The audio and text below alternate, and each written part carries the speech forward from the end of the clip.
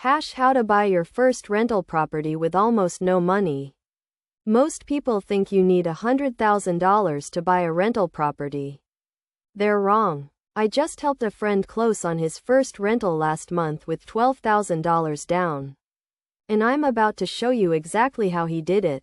The secret isn't magic. It's knowing the systems that already exist that nobody talks about. Part 1. The down payment hack. Here's what most people get wrong.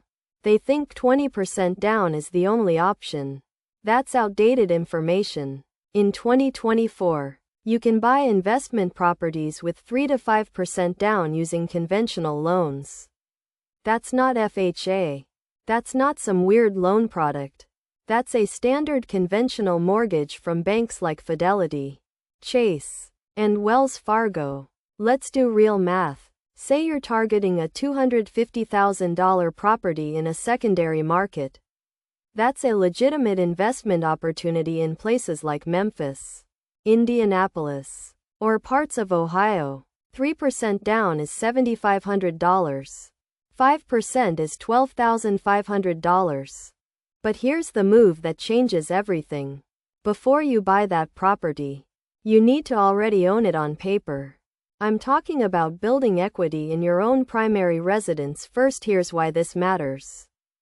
When you own your home and build equity, you can take out a home equity line of credit, or HELOC. Banks love HELOCs because they're secured against your actual house. That's free money you can use for anything, including investment property down payments. My friend had owned his condo for 3 years. He'd paid it down to $190,000 on a $210,000 mortgage. That $40,000 equity was sitting there doing nothing. He opened a HELOC for $30,000 at 7.2%. That covered his down payment and closing costs with money to spare. The bank essentially gave him free leverage because he already proved he could handle a mortgage. Part 2. The cash flow angle. Down payment solved. Now we need to answer the real question. Will this property make money? This is where people sabotage themselves. They buy properties that look good on the surface but bleed cash every single month. Your target is a property that rents for at least 1% of the purchase price per month. A $250,000 home should rent for at least $2,500 monthly. In secondary markets, this is totally realistic. My friend's rental in Memphis cost $185,000. It rents for $2,200 a month. That's 1.19%. After mortgage, property tax, insurance, maintenance, and vacancy at 5%. He nets about $350 monthly. $350 might not sound like much, but that's $350 he doesn't have to earn at his day job. After 30 years, that property is paid off and he's making $2,200 a month with zero effort. That's $40,000 a year in retirement income from a $12,000 initial investment. The math compounds. Buy 5 properties the same way. That's $60,000 a year passive income by retirement.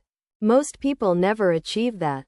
Part 3. The money source. But how do you actually get the down payment if you don't already have a HELOC? Here's the reality. You have 3 viable paths as a beginner. First, liquidate non-retirement accounts. If you've got money in a Robinhood account, a regular brokerage account, or just sitting in savings, use it. You can always rebuild that account with your paycheck. A down payment on a cash-flowing asset is more important. Second, borrow from your 401k. Most plans allow loans up to $50,000. The interest goes back into your own account. It's not ideal, but it works if you have stable employment.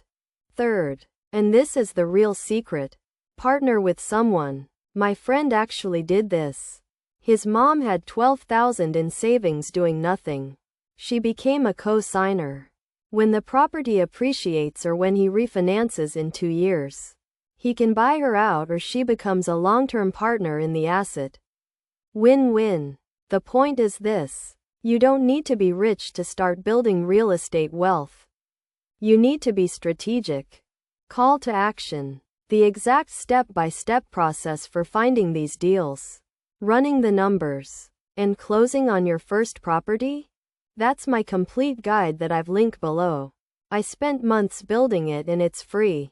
Subscribe right now. I post strategies like this every single week. If you're serious about building wealth outside your job, you need to see what's coming next. Let's go.